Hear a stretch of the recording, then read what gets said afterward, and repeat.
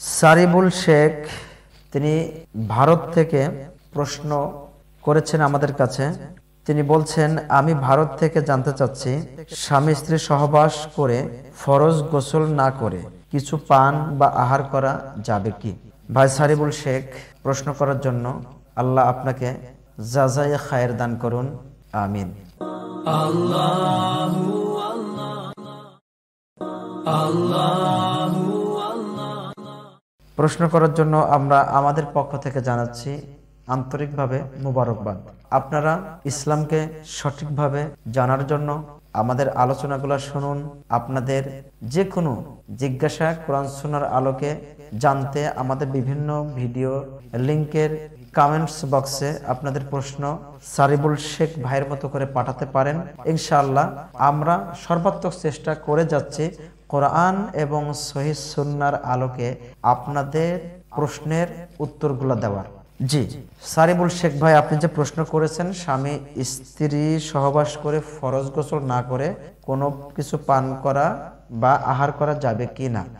স্বামী স্ত্রী সহবাস করা, রাসূল সাল্লাল্লাহু আলাইহি সাল্লাম তিনি আমাদেরকে বলেছেন স্বামী স্ত্রী সহবাসের পূর্বে অবশ্যই আপনি দোয়া পড়ে নেবেন, নইলে আপনার স্বামী স্ত্রী সহবাসের দ্বারা যদি কোনো সন্তান আসে শয়তানের ইফেক্ট পড়বে।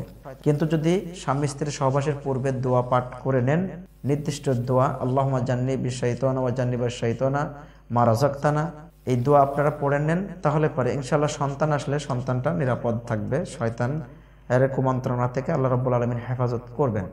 জি, স্বামী স্ত্রী সহবাস করে আপনারা যে কাজটা করবেন সেই কাজটি হচ্ছে, আপনি বাথরুমে অথবা যেখানে আপনার গোসল করার অথবা নলকূপ বসানো আছে বা পানির ব্যবস্থা করে রেখেছেন এমন জায়গায় যেয়ে পরিষ্কার পরিচ্ছন্নতা লাভ করবেন। নিজেদের লজ্জা স্থান পানি দ্বারা ধৌত করে সুন্দর করে ধৌত করবেন, তারপরে ওযু করে আসবেন। এসে আপনারা কোনো কিছু পান করতে পারেন, কোনো কিছু আহার করতে পারেন, এতে ইসলামের কোনো বাধা নিষেধ নাই।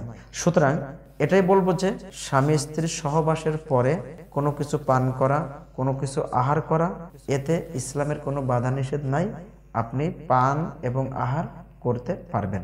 আশা করি উত্তরটি বুঝতে পেরেছেন।